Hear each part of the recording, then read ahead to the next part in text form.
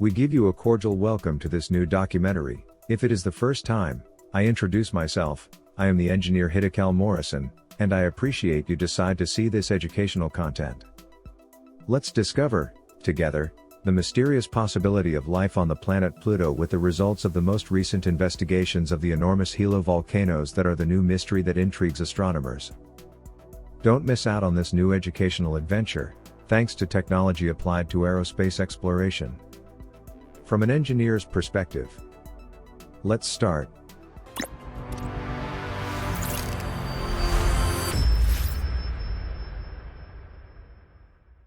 Pluto is the name of a dwarf planet in the solar system located after the orbit of Neptune, which has many peculiarities, including the fact that it has 5 satellites, rocky objects that revolve around it.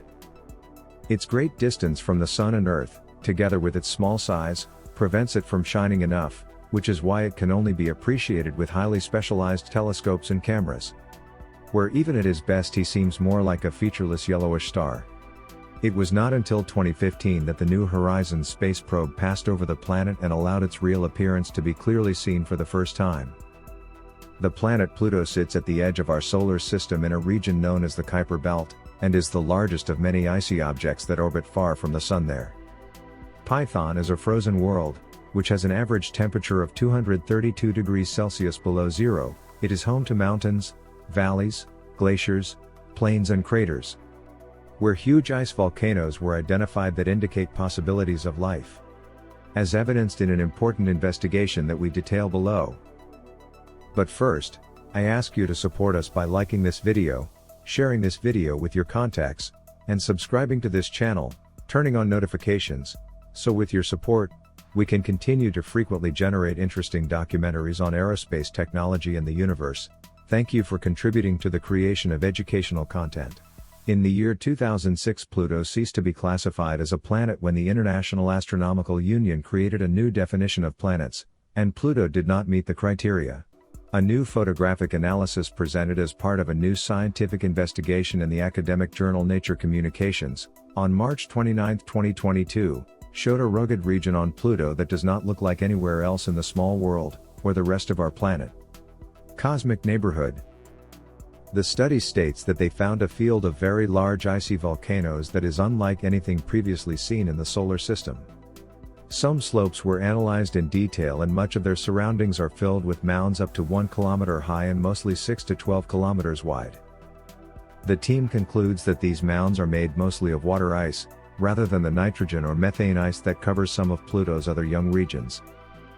They argue that this is consistent with the material strength needed to form and preserve these ice domes, but recognize much weaker small nitrogen ice patches, mainly in the central depression. The mounds were probably created by some form of ice volcanism, known by the technical term cryovolcanism, an eruption of frozen water rather than molten rock.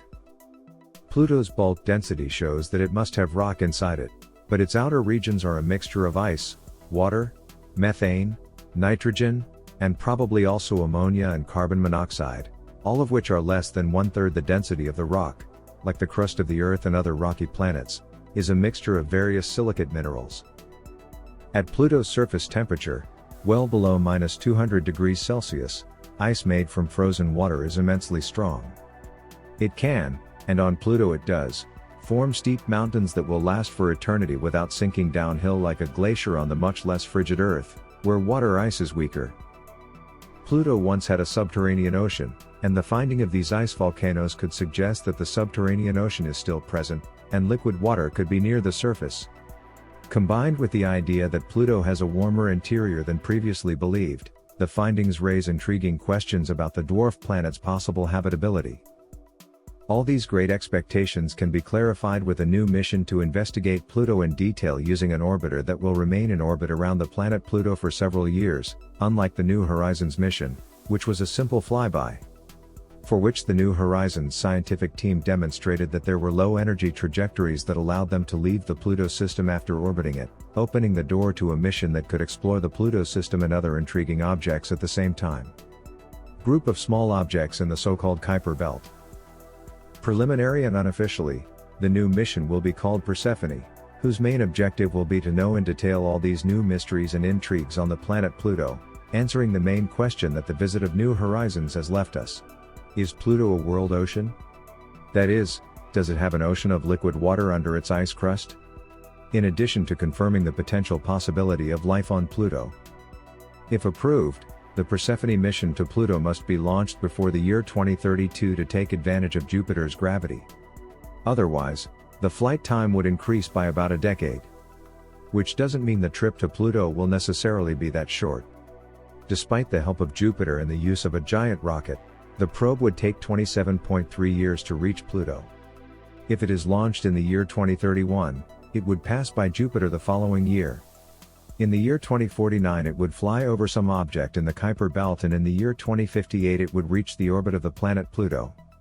This enormous flight time is due, on the one hand, to the enormous mass of the spacecraft, but, on the other hand, to the need to reach Pluto with a speed of less than 8 km per second, a fundamental requirement to be able to locate in orbit. Everything indicates that we will have to keep waiting to be able to decipher these new enigmas. I wait for you in the comments of this video, where I will read some of your opinions and always interesting reflections.